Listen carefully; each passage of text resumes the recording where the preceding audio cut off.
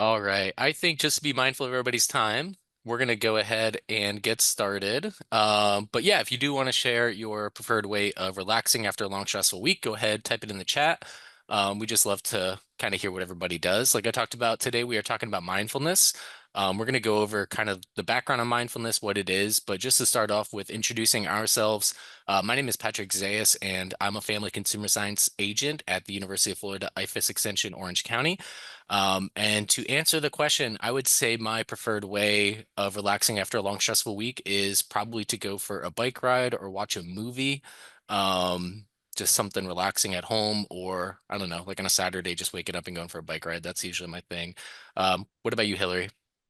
So, hi everyone. My name is Hillary MacMichael, and I am also a family and consumer sciences agent with UF Extension in Orange County. And I would say my favorite way to relax is reading. It does not matter the genre of book. I will, I will literally read everything. Patrick is smiling because he knows this about me. Yes. I'll even read on my lunch breaks, my 15-minute breaks. So it's my just favorite way to relax. So go readers. That's awesome. Thank you so much for sharing, everybody who did share in the chat. We just love to hear from everybody and just have a better understanding of what you all are doing. So like I said today, we are talking about mindfulness, and I think this is a really interesting topic because a lot of people are aware of what mindfulness is, but we're going to hopefully go through how exactly to do it.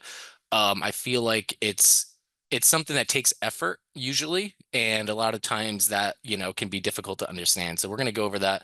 Like we talked about, really does help with like stress reduction and helping us process things that are going on throughout the day. So I'm glad you all have joined us today. We're just going to go ahead and get started. As always, we are with the University of Florida, so it's important to remember we are an equal opportunity institution. And this is our agenda. So, like I talked about, we're going to talk a little bit about what mindfulness is. There's many different things that kind of fall under the umbrella of mindfulness. You've probably heard of mindfulness before. You might even have your own strategies and things like that. We're going to go over exactly what it is. And we're also going to talk about kind of like the research backing of it because it's kind of a newer field of research and there is some good stuff out there. But we always do like to share that, these are research-based information, and it's really great to kind of know that. We're going to talk about some commonly used terms because if I say focus, you might have a different interpretation of what focus is. So just to be on the same page, we're going to talk about some of the terms that we use within mindfulness. It's important to understand them because it does help to fully grasp what you're doing when you're trying to practice mindfulness is to know what those terms are. We are going to talk about the benefits of mindfulness. So just so you're aware, there are lots of benefits of mindfulness, both physical and emotional and mental. So it's always great to kind of understand what those are. So that way, when we are having stressful situations, we know how we can treat them with something like mindfulness. We're going to talk about experiencing mindfulness. And I find this part to be the most fascinating and interesting because I always thought of mindfulness as just this thing or like meditation as just like this thing. And you just kind of sit there and close your eyes and, you feel better. In reality, that's not really it. It does take a little bit of work and you have to know what it is you're doing. And over time, as you practice mindfulness, you'll get better at it. So it's really great to kind of give you a background on what exactly experiencing mindfulness means. And then we're going to talk about the two different types of mindfulness practices. So there are informal mindfulness practices, and then there's more formal mindfulness practices. So we'll go over what those are, how they're different. You could practice mindfulness both ways, but it's really good to have an understanding of what these are. And then we're going to walk you through two different types of meditations. So a breath meditation and what's called a mountain meditation. So we're going to go ahead and hop right in with what is mindfulness? So a lot of the mindfulness research comes from a person named Dr. John Kabat-Zinn, who is a researcher at the University of Massachusetts, or was. He's professor emeritus now. He's retired. But the way he describes it is mindfulness is paying attention in a particular way on purpose in the present moment and non-judgmentally. So I'm going to say that one more time. So describing mindfulness as paying attention in a particular way on purpose in the present moment and non-judgmentally. And each little component of that is really important when it comes to understanding what mindfulness is. What exactly are we paying attention to? How are we paying attention on purpose? How do you make sure that you're in the present moment? And what do you mean to be non-judgmentally? So we'll talk about that a little bit. But ultimately, mindfulness is going to bring awareness to something, right? So when we give our mind and body the opportunity to experience mindfulness through awareness, appreciation, curiosity, and kindness to oneself and others, it can create an enlightened, reflective, and optimistic experience. So you will find the definition and meaning of mindfulness will vary depending on your source and may even change how you experience it. This is kind of like a general overview as far as what mindfulness is, but to everybody it is a little bit different. And it'll give you an opportunity to define it for yourself and truly embrace it as your own. So each person understands, experiences, and embraces mindfulness differently. So being aware of this will aid you in your own journey with mindfulness. The concept of mindfulness can be confusing because educators or those practicing often reference the word with meditation. However, it is not solely defined by meditation. So I know that I even just mentioned meditation, but we'll talk about what the difference is between the two. But ultimately, it comes to that formal versus informal mindfulness practice. Meditation is a formal mindfulness practice. So, since I already alluded to some of these terms, let's go ahead and talk about what these terms are. So these are some of the commonly used terms that you find when you're practicing mindfulness. And the first one you see is the anchor. And I feel like this is often misunderstood. And if you understand what the anchor is, it really does help to understand and work on your own way of being mindful. So the anchor is the focal point that reminds us to return to what we are presently experiencing. So when we talk about the anchor, it's really what is what is what is it that we are focusing our attention on? So a lot of times you hear about breath meditations, right? And so you need something in the environment that's a constant to be your anchor. And what's one thing that we always have that's constant? You're breathing, right? I mean, so hopefully everybody does. But ultimately, the anchor is the thing that we are focusing on. So when you do a breath meditation, your breath is the anchor, right? It is what you are focusing your attention on. Um, but if you are doing something like mindful eating, it could be the flavors of the food, right? That is your anchor. If you're doing a mindful walk, it could be the feeling of the sun on your skin, right? Maybe you just sit down for a moment, close your eyes, and you feel that sun on your skin. And for just those few moments, that is your anchor, right? That is the constant that you are focusing your attention on. So it's really important to understand what the anchor is and to have one, because ultimately for mindfulness to work, you really have to focus your attention on that anchor.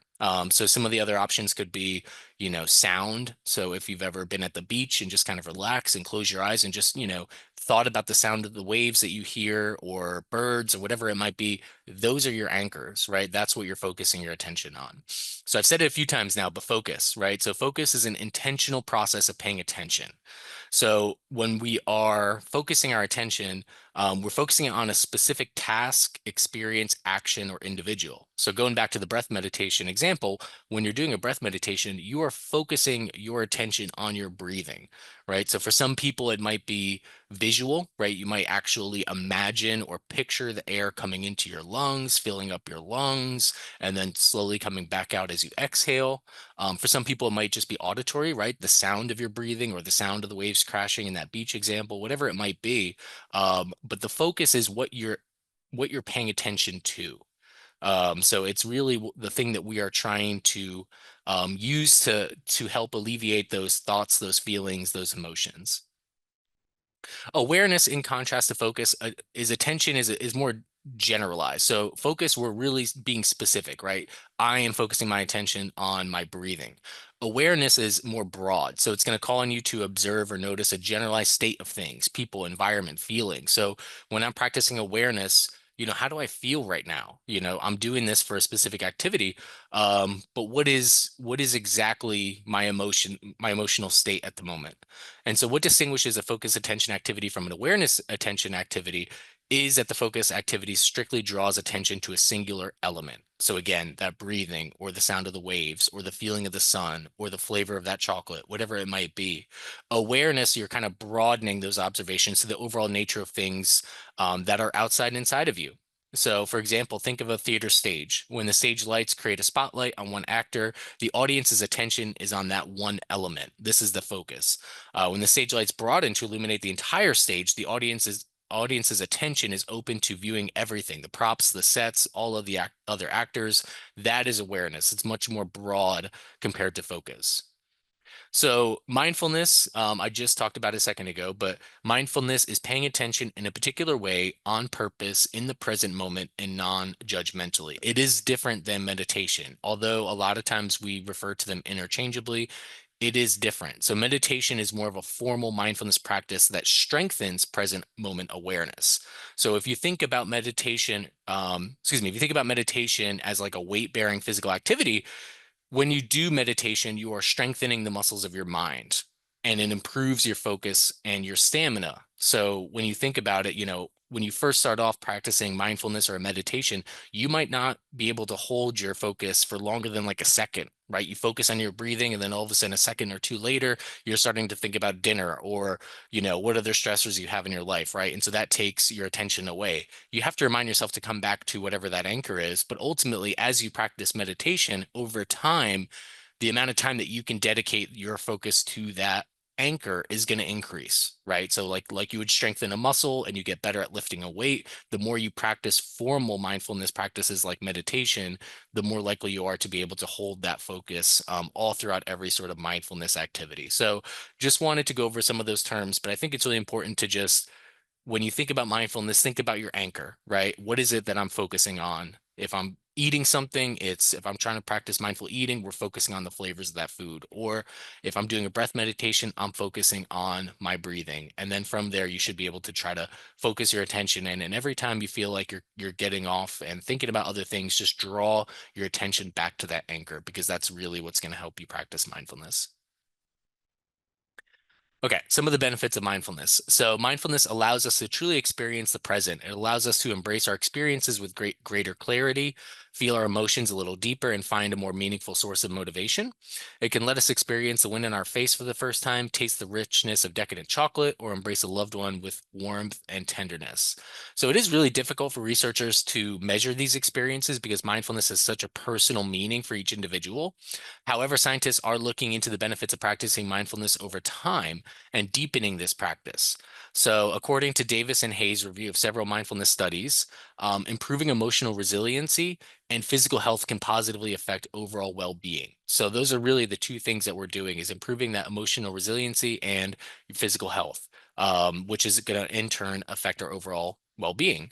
So, if you are able to provide to practice mindfulness, you can boost your physical well-being by boosting your immune system, right? You can do you can do mindfulness practices that can help you manage chronic pain. So when you feel that pain flare up, you can practice a little breath meditation or something, take your attention away from the pain, and it will hopefully help you manage that. Same thing with chronic illness, right? If you feel stressed and um, your blood pressure goes up and you have something like hypertension, being able to practice mindfulness and lower that blood pressure is really important, right? You're going to help to manage that chronic disease.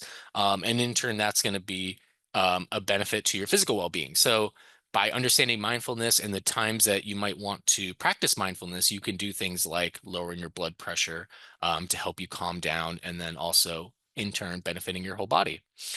You can also maintain a healthier weight by preventing emotional and stress eating. Also, along the same lines, when you are able to practice mindful eating, it can help you manage the amount that you are eating, just because you generally will eat a little bit slower, and you'll just kind of learn to appreciate each bite a little bit more, and that can kind of help prevent overeating and binge eating and that kind of thing. When you practice mindfulness, you can help manage substance abuse and other addictions, right? So when you have those urges, practicing mindfulness can kind of help take the focus away from those urges and redirect it towards something else. It can improve sleep, right? So you're just kind of, this goes back to reducing that stress. Um, and it can help to just foster a healthier lifestyle altogether. So outside of the physical realm, right, we have some emotional and mental well-being benefits practicing mindfulness. So like I talked about, you can reduce stress, anxiety, depression. Again, we're talking a lot about focus, and when you're practicing mindfulness, you're focusing your attention on something, so you can also then improve your focus, right? It's going to improve your cognitive flexibility. So what is your ability to adapt to circumstances, right? When something happens, there's always going to be something happening in life. And so I always like to think of like the famous Bruce Lee quote, be like water, right? So if something happens, you want to be like water. You want to just adapt to it, flow by it, let it pass. And so when you practice mindfulness, a lot of times you can also reduce that emotional reactivity, is what it's called, right? And so you let those stressful situations pass. You understand that these are things that are just going to happen throughout life, and you're just learning on how to manage them And in turn, that's going to reduce, some of that emotional reactivity that you might have, right? So this stressful situation happens. Instead of getting really frustrated and reacting, I'm taking a few breaths, I'm calming myself down, and I'm going to be able to move on less stressed. All right. So how do we experience mindfulness? So a lot of times people think when it comes to mindfulness that it's not thinking, right? So mindfulness is not thinking. The concept of not thinking is often linked to people's understanding of mindfulness and meditation. So if you're unfamiliar with mindfulness, often you can perceive a person that's sitting alone with their eyes closed, almost in like a deep sleep-like state of thinking like nothing. I know that when I first got into mindfulness, this was one of the first errors that I made, right? I'm like, how can you just sit there thinking of nothing, right? You're always thinking of something, and that's true. Um, the nature of the mind is to wander, right? And to think, often switching between strings of random and conscious thoughts, right? So when you're sitting down at first, you're like, yep, I'm focusing my attention. Then all of a sudden it's, oh man, what are we going to do this weekend? Or, oh, I have that bill coming up that I have to pay. Or, I have to grade assignments for a class or whatever it might be, right? So you have these things that are going to pop up. And that's going to be natural. You can't ever really turn off your mind, right? Even when you're sleeping, you're dreaming. Your mind cannot be shut off. And so ultimately, when you are practicing mindfulness, you are trying to focus your attention on that specific anchor. So that way, when these things pop up, you redirect your attention back to that anchor, your breath, the feeling of the sun, the sound of the waves, whatever it might be. Um, and so that's really what the key to mindfulness is it's not thinking, but it's being very intentional about what you're thinking about and focusing your attention on a constant and just letting those stressful thoughts, those different things just pass by, acknowledge them, but just kind of let them pass by. So it can be a form of relief for many who struggle with stress and worry of everyday responsibilities. I know this is a common thing, right? I mean, we all kind of have stressors to some extent. And so through mindfulness practices, you learn to accept your thoughts, feelings, and sensations as they arise. Depending on the mindfulness activity, you may be guided to use techniques to redirect those thoughts, feelings, and sensations so they seem to pass by instead of lingering and become stuck. And ultimately, that's what we're trying to do. A lot of times mindfulness will focus on breathing because, again, like I said, that's what we always have with us. We're always going to have our breath. But really, it could be just about anything that you want to focus your attention on. And like I said before, with frequent practice, this process is going to become easier and less intimidating, just like strengthening muscles, right? It does take practice. It does take regular exercising of the mind, if you want to view it that way, to improve those mindfulness muscles and get better at it. So the mind will try to judge. So the most difficult and yet most meaningful attribute of practicing mindfulness is that the mind will try to judge. So society and culture conditions us to judge situations, people, and ourselves. Even though judging is not necessarily always negative, it can still create immense pressure and a negative outlook about others and ourselves. So by practicing mindfulness and practicing non-judgment and mindfulness, it does not mean you should stop judging or rationalizing, right? So instead, be aware that we are judging in the present moment and simply observe the judging itself. And then again, refocus your attention and just kind of move on. So with mindfulness practices, a lot of times we learn to direct the judgment with kindness and gentleness, cultivating self-compassion and non-judgment. So when you're sitting there and you're starting to go down that path of negativity, again, by refocusing your attention, you are going to kind of come back to your anchor and just kind of let those thoughts and feelings go by. Emotions, feelings, and thoughts that may surface. So we all experience different emotions and feelings every day and live through these feelings. So learning to harness and embrace our emotions is the challenge. So using mindfulness all allows us to connect with our feelings and recognize emotions more fully. So we experience emotions unconsciously as physical responses that our body continually sends us. So if you're experiencing sadness, you may suddenly start to cry, right? So that's the link between the mental and the physical. But with time, that emotion passes and you stop crying, right? So emotions come and go. As our brain consciously understands them, they turn into feelings. And emotions connect us as human beings. So they are displayed in our words and our actions, our expressions, and our tone of our voice. We could even be exposed to other people's emotions. We can take over and evoke our own feelings, right? That's kind of like empathy. Um, Feelings are formed from emotions, lasting longer and leaving a deeper impression on oneself. Each person can experience similar emotions. However, their feelings can differ. People's personalities, upbringings, and situations can play a role in deciding how they develop feelings. So you feel your emotions, but you may not necessarily emote your feelings. So there are no right or wrong emotions, the same way there are no right or wrong ways to practice mindfulness, right? So ultimately, while practicing mindfulness, you may notice or experience different emotions. It doesn't really make you feel better in a sense. Like you're not just going to all of a sudden feel joyful while practicing mindfulness, but you're just kind of creating an awareness of your existing thoughts, feelings, emotions, and sensations. So when these emotions rise, feel free to hold on to that emotion with gentleness, identify and acknowledge the emotion. I feel grief right now, or I feel pain, or I feel joyful, right? And avoid, try to detach yourself from specific emotions. So instead of saying I feel, try to just say it is pain, right? It is joy. Acknowledge the emotion, but try to detach yourself from it, so that way you don't think I am sad, but think it is sad, it is grief. And again, by detaching your emotions to it, you kind of view your emotions as a separate identity to yourself, right? You just understand that emotions are just something that happen, and it helps to, help us better manage those. Personal preference and being comfortable. So always remember, each person will experience mindfulness a little bit differently. So just like you have your own favorite flavor of ice cream, you may like one specific mindfulness practice over another. And so the key is to continue trying each activity until you find the most effective one. So you may understand that, like, hey, the mindful eating thing is just not for me. I just can't really focus my attention on these flavors. But maybe the breath meditation is something that resonates with you a little bit more. So try different things, try different anchors. Again, it depends on your environment. If you have a nice backyard, it might be beneficial to go out in the backyard and listen to those sounds of the leaves moving in the trees, or listen to birds or something like that, as opposed to your breath. But whatever, ultimately whatever works for you. So try different things and find things that you really enjoy and then stick to those. So next, we're going to talk about informal mindfulness practices, and I'm going to turn it over to Hillary to take that on. Thanks, Patrick. All right. So informal mindfulness activities capture more of that day to day and in the moment aspect of mindfulness. So, in other words, it can be infrequent, unplanned awareness that happens during any part of the day or activity or occasion. And moments may include, active listening, visual observations, sensory appreciation, or even task oriented activities like doing the dishes, painting a picture, or even walking the dog. And you can achieve this focus by paying attention to your thoughts, feelings, and sensations while you're performing these tasks. And so, for instance, you can practice mindfulness while taking your dog on a walk and paying attention to the scenery.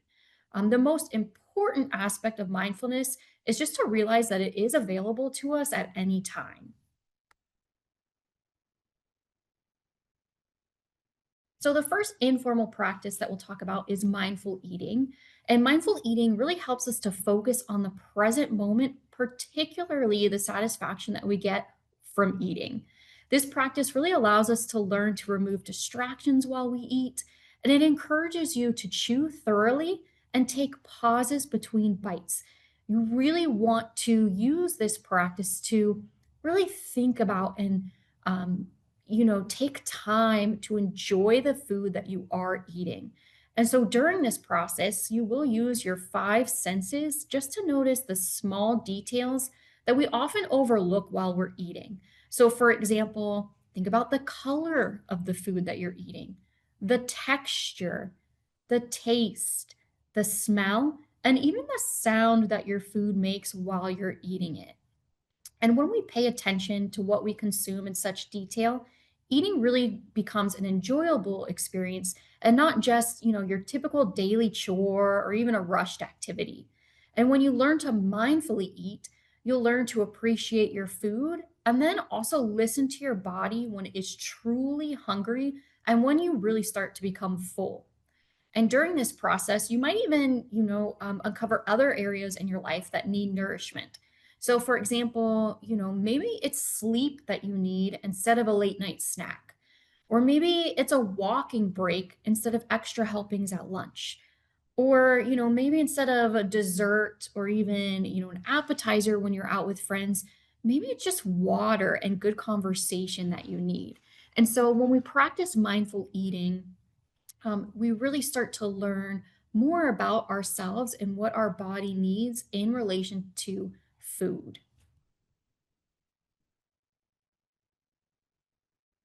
And then we have mindful walking. So when we practice mindful walking, it really just adds a new awareness to the world that's surrounding you. And no walk will be the same once you start to practice this method of mindfulness. And at first, when you are mindfully walking, it maybe feel, a bit awkward, may even feel purposeless or uncomfortable. But when you do it more often, it becomes a really enjoyable experience. And you can, mindfully walk in both a formal and informal manner. So formal mindful walking really requires a quiet place outside in nature or a location that you really dedicate toward the practice. And just keep in mind that there is no end destination or set purpose or practice other than the walk itself. When you're practicing mindful walking informally, you're walking anywhere, right? So there's no, quiet place outside necessarily or a location that you've dedicated to the practice. Informally walking is just anywhere you want. So it could be in your home, could be, on a sidewalk along your street, it could be hiking. And while you're walking, you open your awareness to all the elements that surround you. So this could be, the breeze. Are there flowers growing on the edge of the path? Is there a restaurant nearby? So you're really smelling that food. You're just being aware of all of your surroundings and elements when you're practicing mindful walking informally. And mindful art can be drawing, painting, doodling, calligraphy, really any other form of art activities that can become an anchor to the present moment.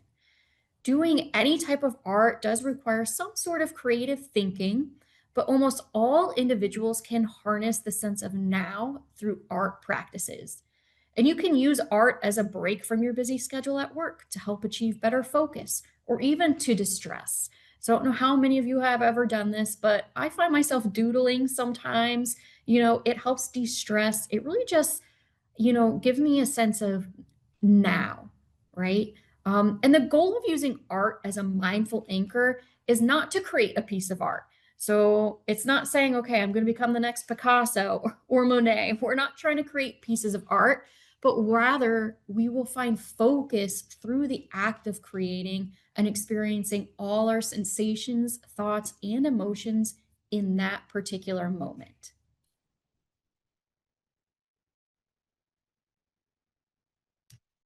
And moving on to formal mindfulness practices, formal mindfulness consists of a planned routine with an investment of time to create a state of mindfulness. So, examples of formal mindfulness are things like mindful meditation, yoga, um, walking, or practicing various breath exercises. Formal mindfulness often incorporates recommended body postures, seated positions, breathing breaks, and music or sounds, all used with a specific intent. And so it's much easier to start with informal practices. However, formal practice is believed to help deepen mindfulness. And so as you begin formal practice, consider starting with shorter durations. So, start taking a few deep breaths before bed or meditating for 5 minutes before moving up to those longer formal mindfulness practices.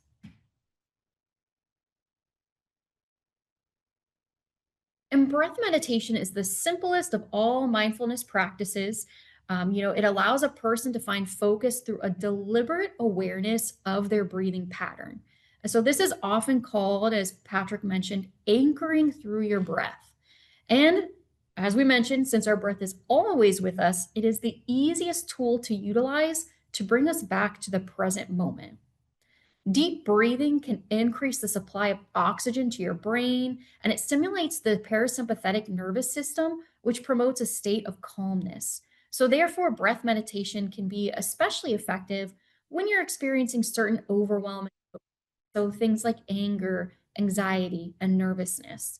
And it can also serve as a relaxation response technique, as it also often helps to regulate our heart rate, lower blood pressure, and reduce stress. And so research suggests that deep breathing puts us in a reflective mindset rather than a reactive mindset. So an example of, an instance where breathing meditation might take place is thinking about a stage performer, or a singer, or even a public speaker.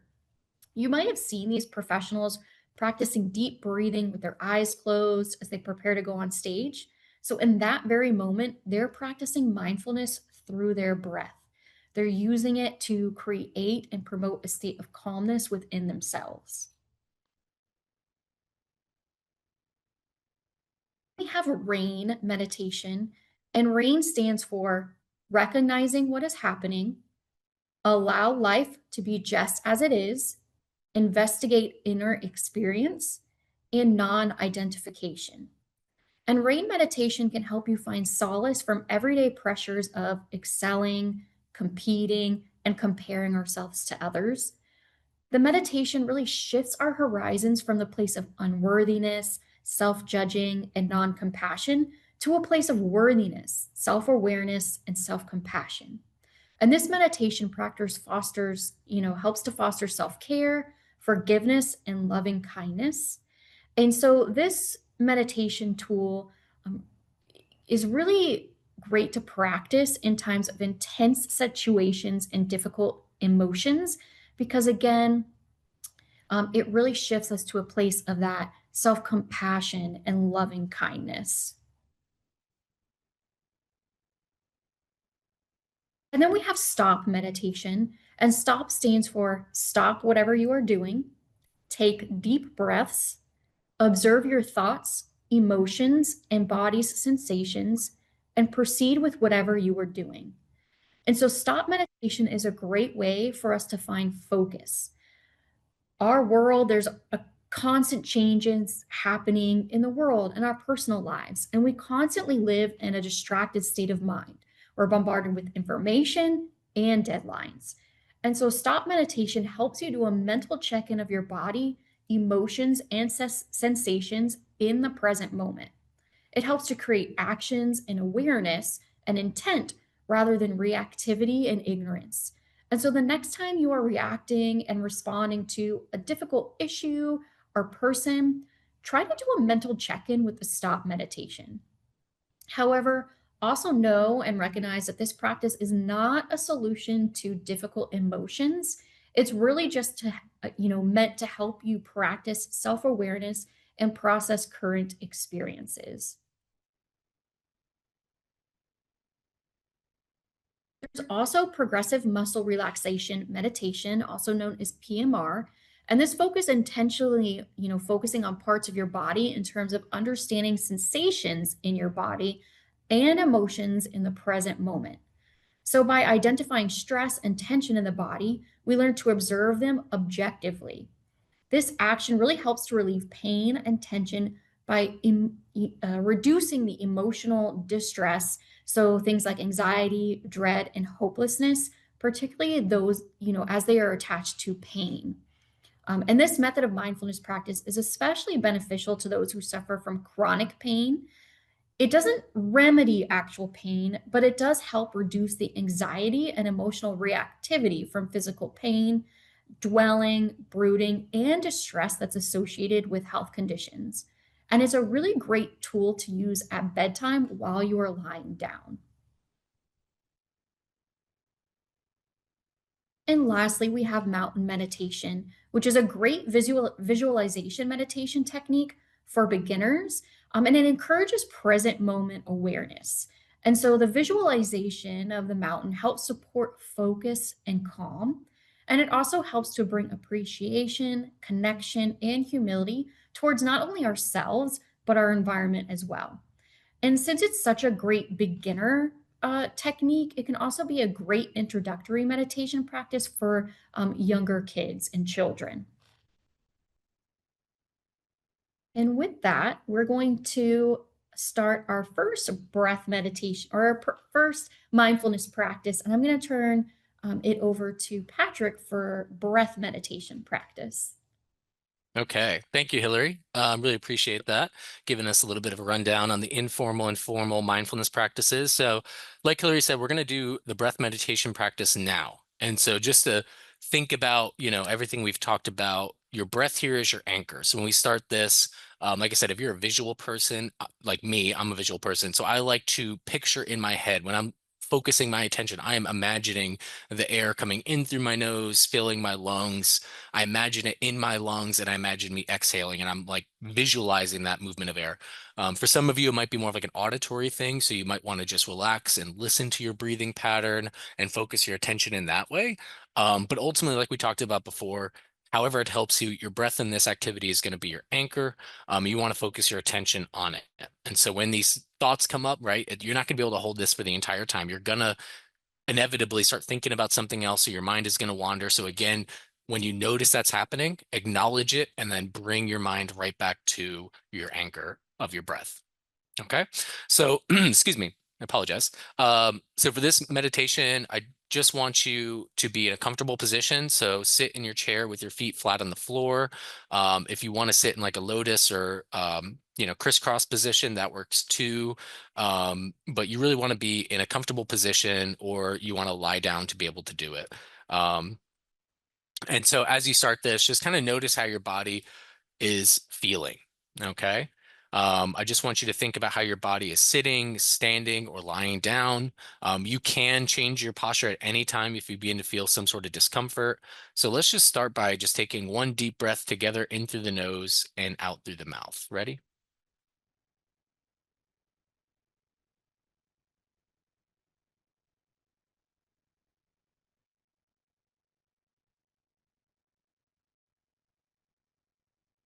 Now gently close your eyes. Continue with those deep breaths in through your nose and out through your mouth. But I just want you to start by noticing your breathing pattern. So like I said, follow the sensation of your breath as it enters and leaves your body. Continue to breathe slowly for the next few moments.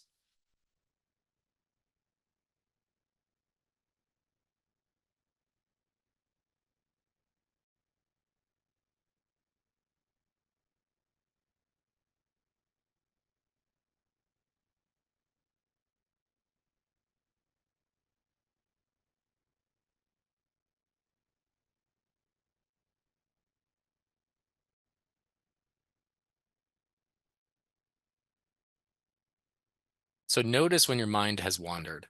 It is unavoidable that your mind will wander and take focus away from your breath. When you notice your mind and your thoughts are wandering, simply return your attention to your breathing.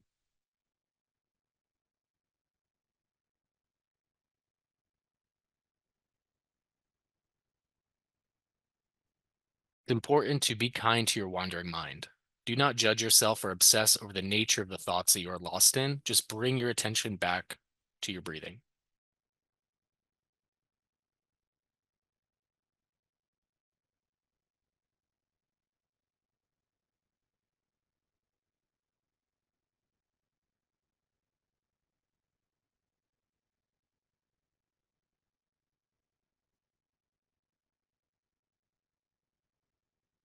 All right, let's return by taking 3 deep breaths together, in through the nose and out through the mouth. Ready?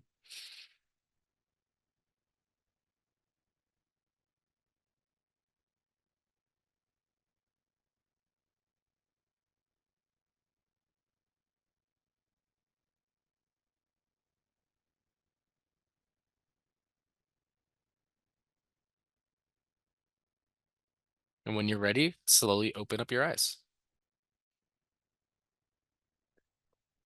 So like we talked about, that's a simple breath meditation. You could do it pretty much anywhere. Like I said, when you first start off doing these things, it might feel a little awkward. You might not get it. You're like, wow, this is a little, I'm not thinking, right? Again, acknowledge those thoughts, acknowledge those feelings, but just try to focus your attention in on your breath.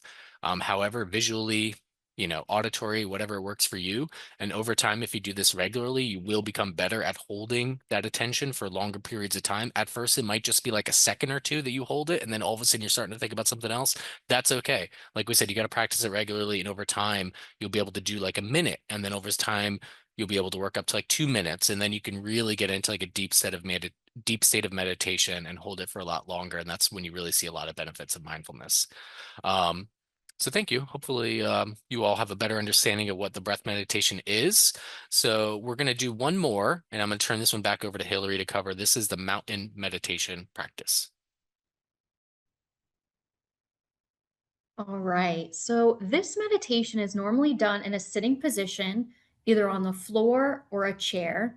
And it begins by sensing the support coming from the chair, or if you're on the floor, the support from the mat. However, if you do feel more comfortable and grounded standing in a relaxed position or lying down, you are free to do so when practicing mountain meditation. And so you really want to pay attention to the actual sensations of contact from your chair, the mat, or the ground beneath your feet. You want to balance your upper body over your hips and hold your shoulders in a comfortable but alert posture. Place your hands on your lap or allow your arms to hang by their own weight, stable and relaxed at your sides. You want to feel all sensations in your body. So your feet, legs, hips, lower and upper body, arms, shoulders, neck, and head. And when you are ready, close your eyes and bring your awareness to your breath. Feel each breath as it comes and goes. Do not breathe deeply, just follow the natural rhythm your body creates. Allow your body to be still while positioned with a sense of dignity, a sense of resolve, and a sense of being whole. And as you sit here, let an image form in your mind's eye of the most magnificent mountain you have seen or can imagine. Gradually bring the mountain into greater focus. Even if it doesn't come as a visual image, allow the sense of this mountain to take shape. Imagine all that surrounds the mountain. Notice if the mountain stands on its own or is part of a mountain range. Imagine its peak high in the sky, the large base rooted in the earth's crust. It is standing still and poised. Notice how massive it is, how solid, unmoving, and beautiful it is, whether from afar or up close.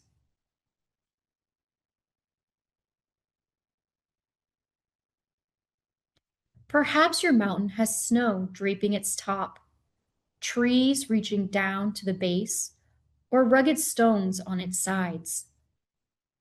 There may be streams and waterfalls flowing through its slopes.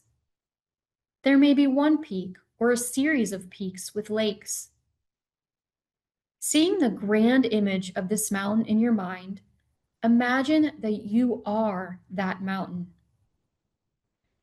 You share in the expansiveness, stillness, and majesties of the mountain. Your legs ground you just like the base of the mountain. Your head becomes the lofty peak supported by the rest of the body. Set high above, your eyes can scan the panoramic view set before you.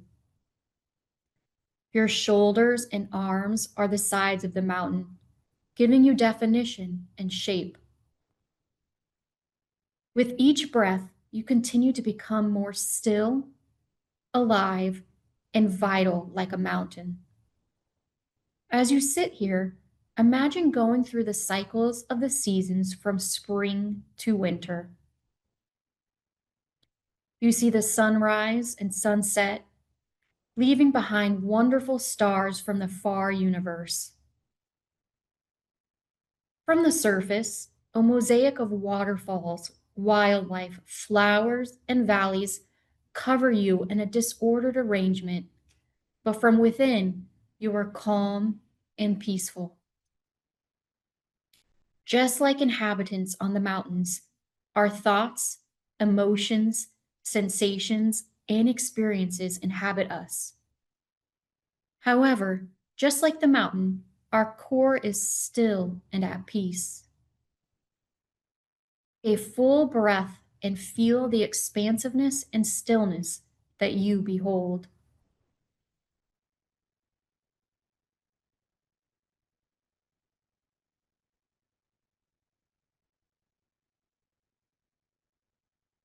And when you feel ready, gently open your eyes.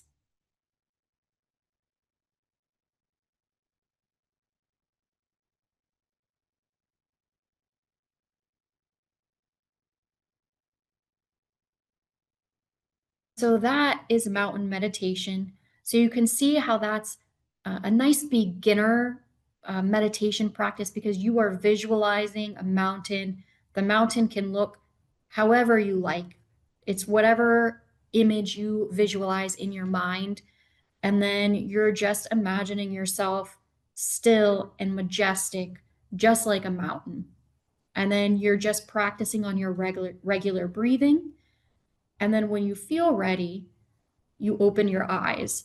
And so it's just a really nice, it doesn't have to be a long meditation practice. It can be ever short or however long that is comfortable for you. But it's a very easy way to practice visualization and just kind of help you, get back to that nice, calm place.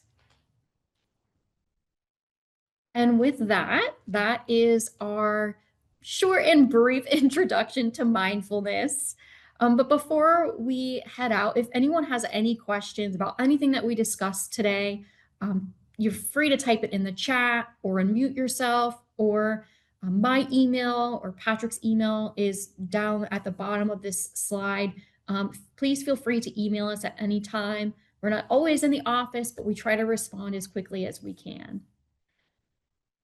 Go ahead, see some things.